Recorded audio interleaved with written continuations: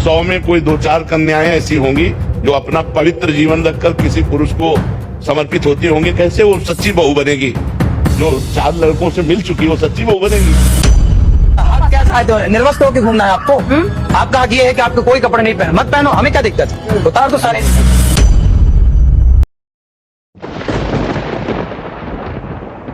दोस्तों, हमारे समाज में कुछ ऐसे संत हैं जो केवल खुद के लिए नहीं बल्कि पूरे समाज के लिए जीते हैं। उनमें से 2 नाम हैं प्रेमानंद जी, अनिरुद्धाचार्य जी। इन दोनों संतों ने कभी खुद के लिए सुख सुविधा की चिंता नहीं की। उन्होंने हमेशा ये प्रयास किया समाज को अच्छी दिशा मिले, लोग अपने सनातन धर्म और संस्कृति को समझे और आने वाली पीढ़ियां भटकने के बजाय सही मार्ग पर चले। आज जब पश्चिमी सभ्यता हमें तोड़ने में लगी हुई है, जब लिव इन रिलेशनशिप जैसे गलत रास्ते समाज को खोखला कर रहे हैं, तब यही संत हमें सिखाते हैं कि परिवार, संस्कार और धर्म के जीवन की असली पहचान है।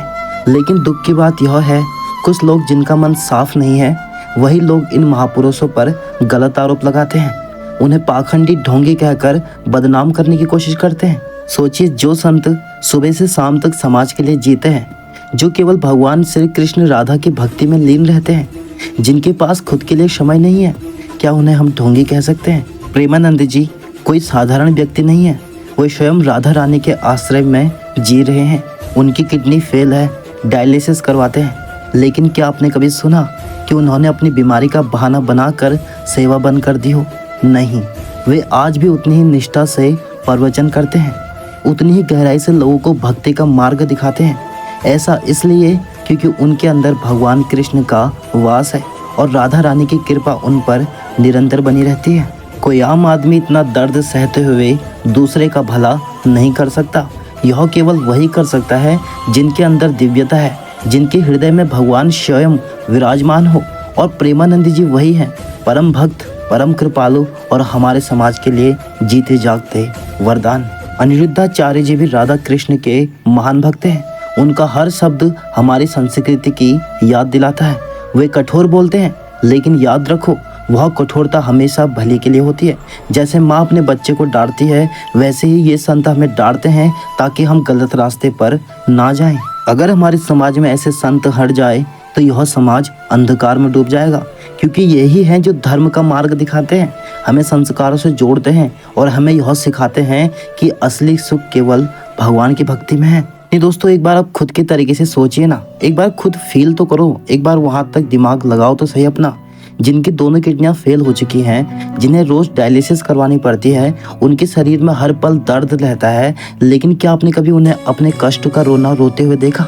नहीं, वो हमेशा राधा कृष्ण में डूबकर लोगों को भक्ति का मार्ग दिखाते हैं। यह कोई सामान्य इंसान नहीं कर सकता, यह केवल वही कर सकता है जिनके अंदर भगवान का वास हो। प्रेमानंद जी के अंदर वही दिव्यता, वे राधा रानी के परम भक्त हैं, उनके आश्रित रहते हैं और आज भी समाज को सही राह दिखा रहे हैं। और तो और यही नहीं, अनिरुद्धाचार्य जी भी उतने ही महान हैं। वो केवल मंच में बैठकर प्रवचन नहीं करते, बल्कि असल सेवा में अपना पूरा जीवन लगा चुके हैं। वो उन वृद्ध माताओं को आश्रय देते हैं जिन्हें उनके ही अपने परिवार वालों ने घर से निकाल दिया।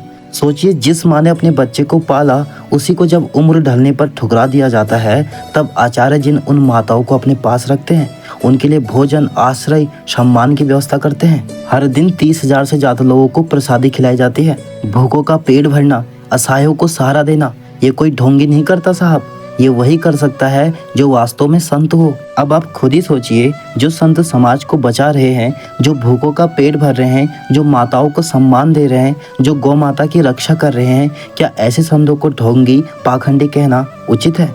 मैं हर किसी से नहीं कह रहा, लेकिन कुछ लोग हैं जो इन महान संतों के लिए उल्टी सीधी बातें करते हैं। उन्हें समझना चाहिए कि अगर हम समाज में ऐसे संतों का सम्मान नहीं करेंगे तो यह समाज इतने नीचे गिरेगा कि कोई कल्पना भी नहीं कर सकता।